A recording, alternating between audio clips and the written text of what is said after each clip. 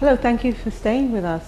Michelle has joined us now, and she's going to give you some information as to how you can help, how you can support. But before she does that, Michelle, if you could let us know what was going through your mind, because you were actually around and heard what Glenn had to say. Were you reliving some of those moments? Yes, I was. It actually brought me back to that day at the doctor's office. And it took its toll on me, but I have to remember that I need to be a support system for him. So I cannot allow myself to break down.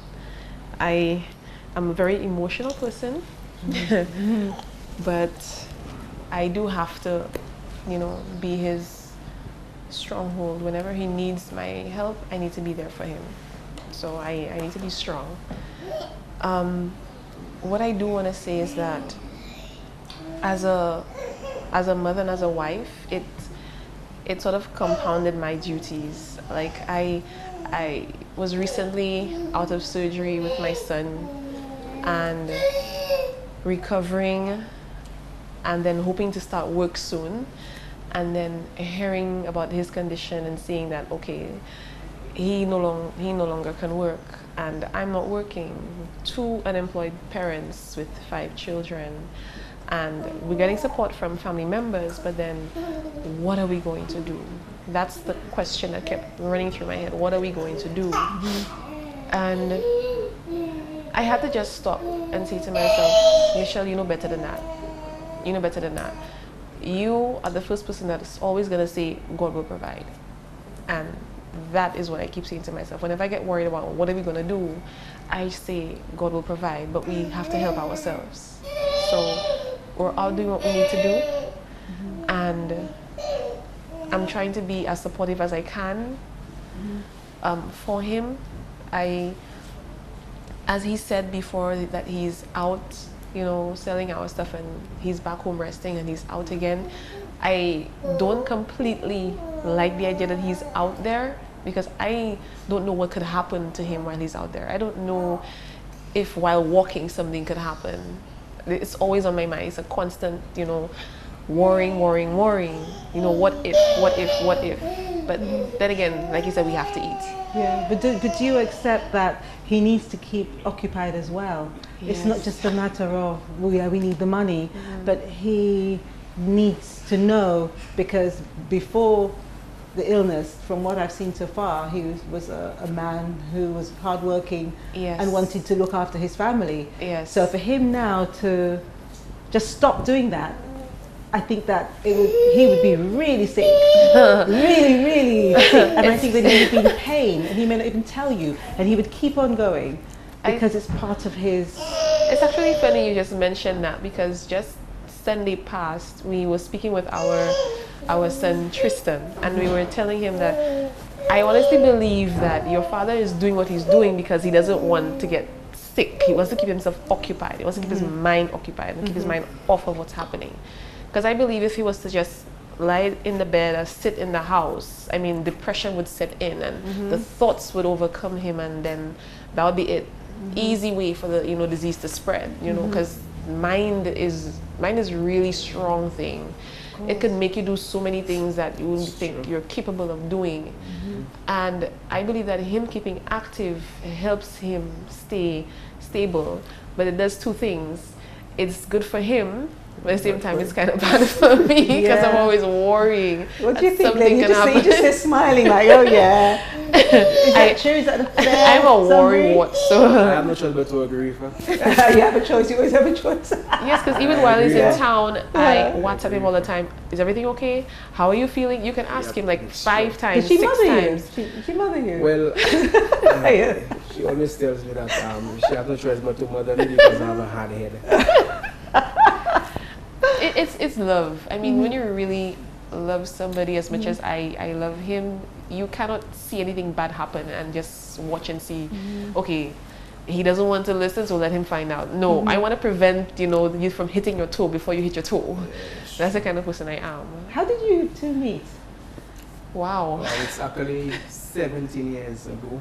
Wow. When we first met. Today is our 1.5 year anniversary of marriage. And today he's 7 months. Not of marriage, not of marriage, not of marriage. That's what he meant to say. Yeah. Okay. We have so many figures in the 17. So it's like, it's 17 years ago we met and we started dating. And we went our separate ways, years went by, and we reconnected like 2 years ago. And we just started talking on Facebook, and that's how we reconnected.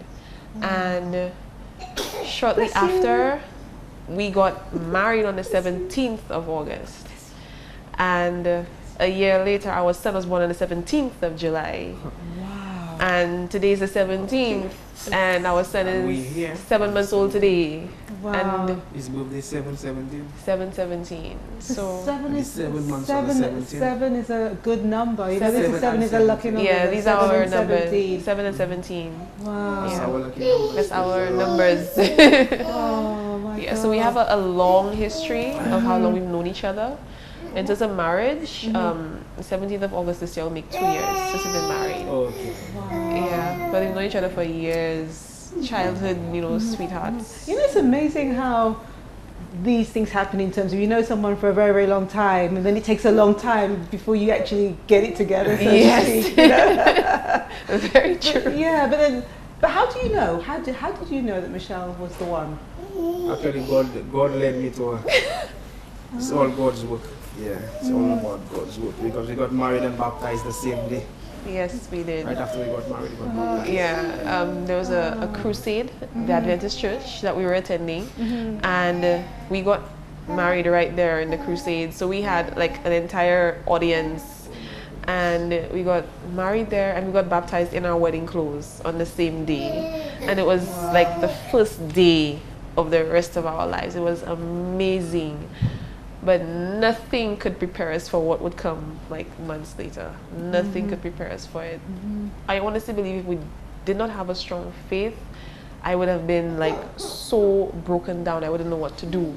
But thank God the faith is keeping me, and the kids, the children need me to stay stable. They need me to stay focused. They need me to stay, you know, this person of strength. I need to look up to mommy, and every time they can't keep seeing mommy crying all the time. You know, they need to know that everything is going to be okay. So I have to show them, you know, how best to deal with the situation. It's okay to cry once in a while, but you need to be strong. And you know, daddy's okay. This is what is happening. We've taken them to the hospital for the visits a couple of times, but as of recent we decided not to do that because hospital I don't think that's a good environment time thing for the children. So I've decided to stay home with them while he goes to his treatments. And I keep their minds occupied and keep them, you know, thinking positively about the whole situation. But when you are looking after everyone, who looks after you? God looks after I knew me. the answer, you know that. I knew that was the answer. God that looks after me because my aunt once asked me, I said, Michelle, if you break down, who's going to take care of you? I mean, who is going to run to pick you up if you fall down? You know, what's going to happen to you? And I keep telling her, honestly, I pray every single day to keep giving me the strength to keep going on. Well, I know that we haven't really spoken about the actual cost of how much money you need to find, you know, and I think it's something that we need to tell our viewers in terms of visits and so on. We don't have to have the whole thing, but we're going to go to the break and let's see if we can come up with some kind of figure and see how we can ask people to help to make that contribution together. This is the Dolor Factor. We'll be right back.